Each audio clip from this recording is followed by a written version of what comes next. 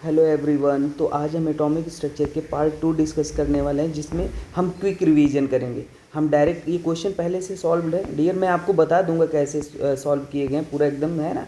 इन एक तरीके से क्विक रिवीजन होगा, मतलब जल्दी जल्दी अपन रिवाइज कर लेंगे, फॉर्मूला कॉन्सेप्ट क्या यूज हुआ है, तो इससे आपका टाइम भी बचेगा, है ना। और अगर आपको ये जानना है कि कैसे सॉल्व करना है, सर ये सॉल्व करके बताइए पूरा एकदम एक एक स्टेप, तो ये वीडियो भी ऑलरेडी है, मैं आपको बता दूंगा कहाँ पे।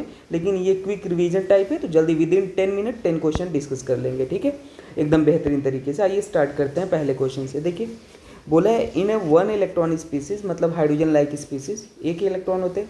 The wavelength of emitted photon given है।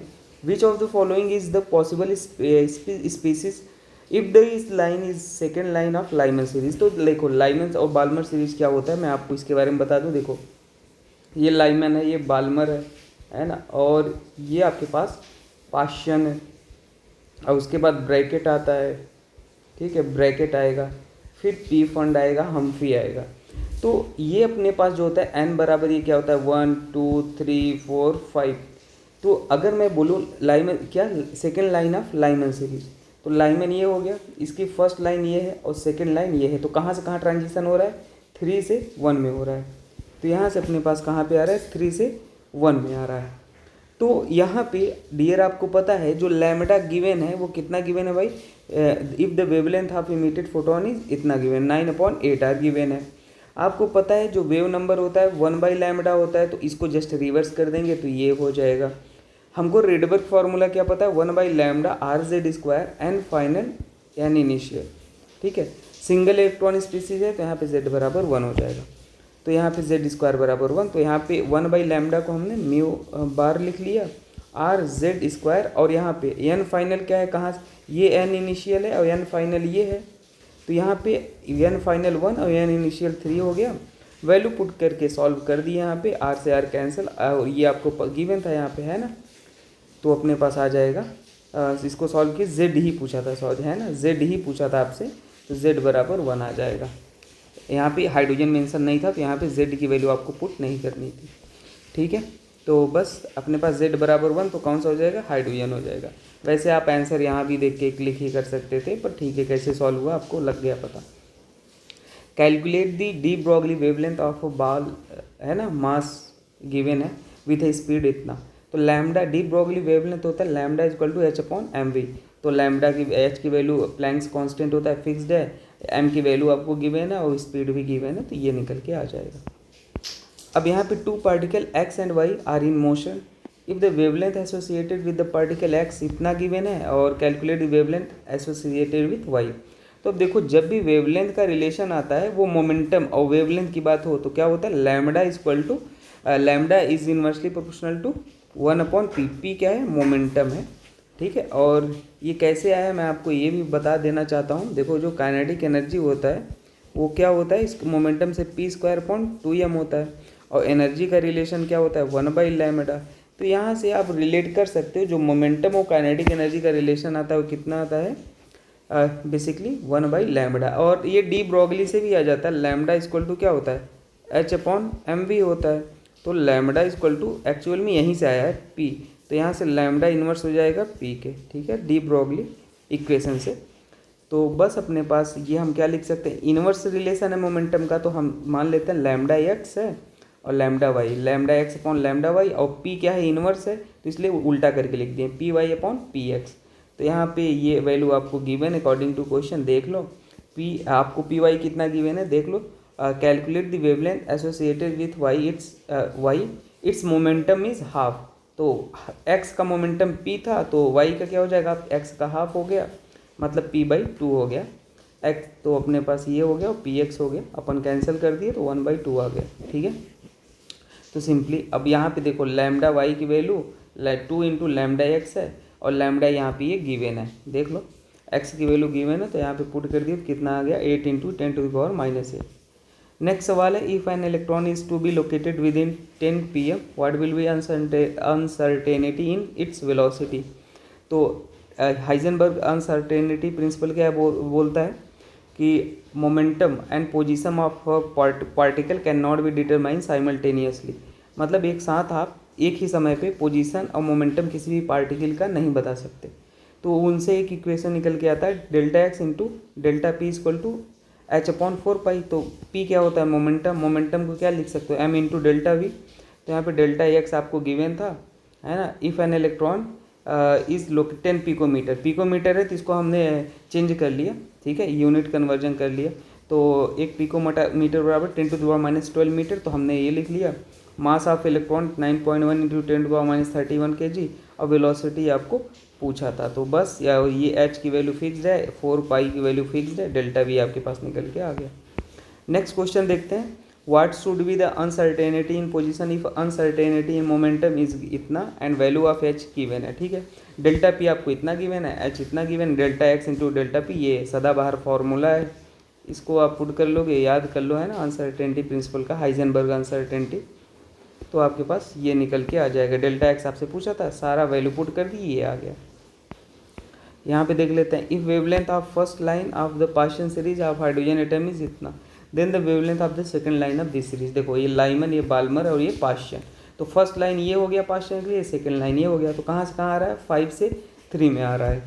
तो यहाँ से 4 से 4 से कहाँ से जा रहा है, सेकंड लाइन ऑफ, वो क्या बोला है, ठीक है, सही है। तो ये फर्स्ट लाइन हो गया, फर्स्ट लाइन कहाँ से आ रहा है, 4 से 3 में आ रहा है। तो 1/λ RZ स्क्वायर और n final n initial. First line के लिए एन फाइनल 3 है, तो 3 का स्क्वायर और इनिशियल 4 का स्क्वायर, इक्वेशन नंबर 1।